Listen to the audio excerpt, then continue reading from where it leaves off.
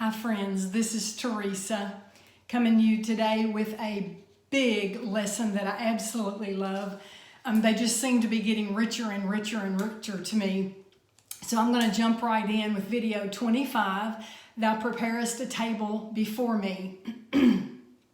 Keller says in his book, A Shepherd Looks at Psalm 23, that in the summertime is when the shepherd takes the sheep to the high country known as Alplands or Tablelands. Excuse me.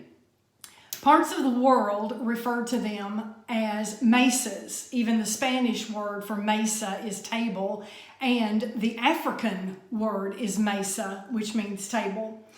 So it may be seen that what David referred to as a table was the entire high summer range. The classic example is Table Mountain near Cape Town in South Africa, which is world renowned. And since I have no concept of geography or anything like that, I looked it up and it is huge. I have no idea exactly how many miles it is or miles it is high, but it is absolutely enormous. So in the table, he prepares a table for them before him in the presence of their enemies. If you will look at a tableland, it is enormous, and it takes days and days and days for a shepherd to lead sheep up to a tableland in the highest country that he can take them for them to be in the pastures and so forth in the summertime. So he has to go ahead of them to get rid of the poisonous plants, to check out the hill country to see where they are likely to fall, where the water is that sometimes he has to make just so he can lead them from where they are in the low country to the tablelands. If you will, there's a word in Philippians 4:7 that I could not believe it when I found the Greek meaning of it several years ago. It's the word guard. It's in Philippians 4:7. And the peace of God, which transcends all understanding, will guard your hearts and minds in Christ Jesus. That word guard is a military term, which means a watcher in advance. So the peace of God guards our hearts and our minds in Christ Jesus. Jesus will never take you where he has never been. So even before we go, wherever we are, to the tableland, wherever our feet find us, Jesus has been there, and he is guarding our hearts and our minds to keep us from falling, to keep us from being tempted, to keep us protected from our enemies on our journey to the tablelands. Again, Jesus will never take you where he has never been. I love that. When I think of Jesus, I think most people do, think about his death, his burial, and his resurrection, about his dying on the cross for me. But today, I want to remember what all happened before Jesus ever entered the scene. First of all, and I'm going to read these rather fast because I don't want to dwell on it, but I do want to show the meticulous planning, the intricate detail, and all of the steps that God had to go through to even get to where Jesus came to earth. And that is that God created the world, and he created Adam and Eve, and then man fell. Man was destroyed by the flood, leaving only Noah and his family. And from Noah we have Shem, Ham, and Japheth.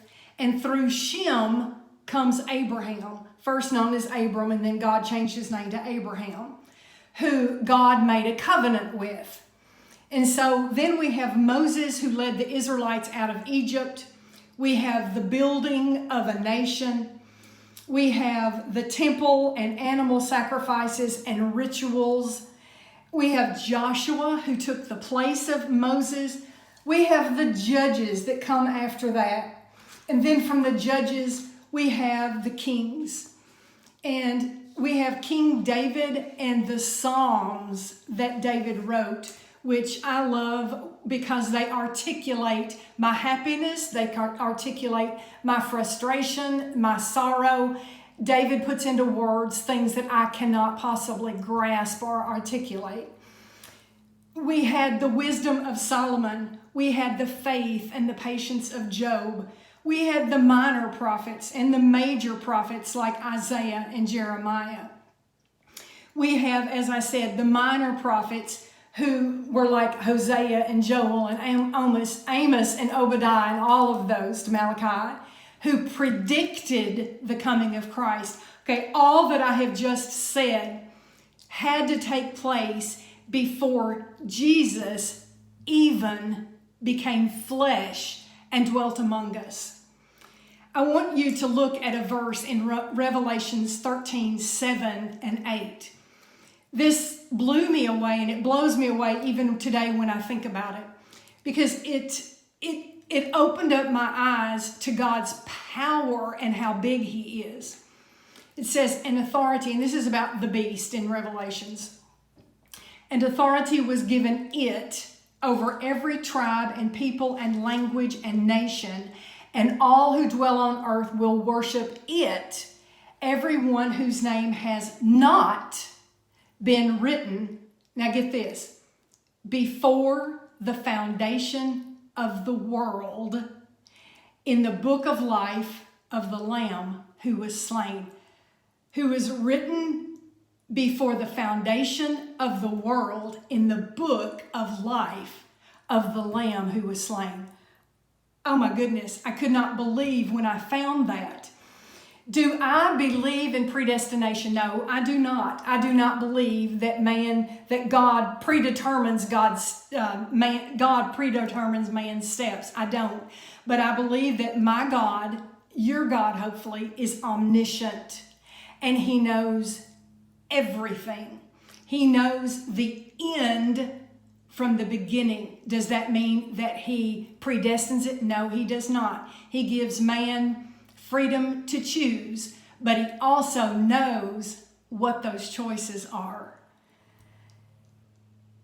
This is the effort that God went to even before Jesus visibly appeared on the scene.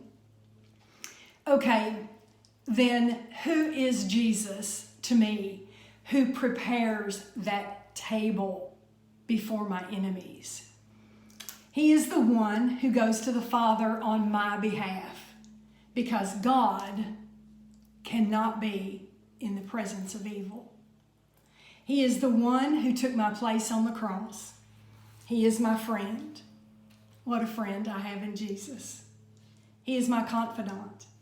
He's who I talk to in the middle of the night when I can't go to sleep and nobody's awake but me.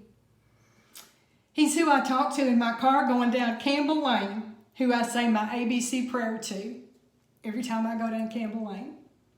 He's who I talked to on Crewdson when I was pregnant with David and I was asking for strength to deliver my first baby. He is the one who is with me when my legs cramp from fibromyalgia. He delights in every detail of my life. If it matters to me, it matters to Him. He is the one who cares for me. And He doesn't just care about me. He cares for me. He is who I sing to and about on Sunday mornings at church. He is who I thank for all my blessings. And He gives me everything I need for life and godliness. This is who prepares me for higher ground that I long to go to every day, where we've all needed to be in the past 11 weeks when we've been quarantined with this pandemic. There is an old song that I was going to sing a little to. I'm hoarse right now because I usually get hoarse when I do these lessons.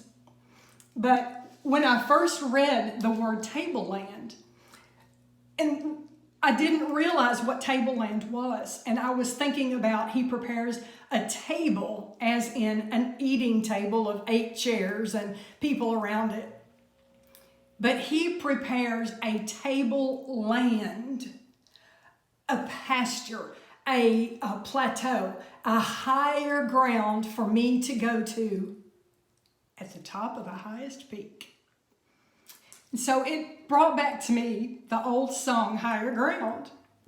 I can't sing it because I'm too emotional, but I found the words, and it goes, I'm pressing on the upward way, new heights I'm gaining every day, still praying as I onward bound, Lord, plant my feet on higher ground. Lord, lift me up and let me stand by faith on heaven's tableland, a higher plane that I have found. Lord, plant my feet on higher ground. My heart has no desire to stay where doubts arise and fears dismay, though some may dwell where these abound. My prayer, my aim is higher ground. I want to live above the world, though Satan's darts at me are hurled, for faith has caught the joyful sound, the song of saints on higher ground. I want to scale the utmost height and catch a gleam of glory bright, but still I'll pray till heaven I found. Lord, plant my feet on higher ground. God is great. Life is good. I choose joy. Hope does not disappoint. Love all of you. Have a blessed weekend. Love you.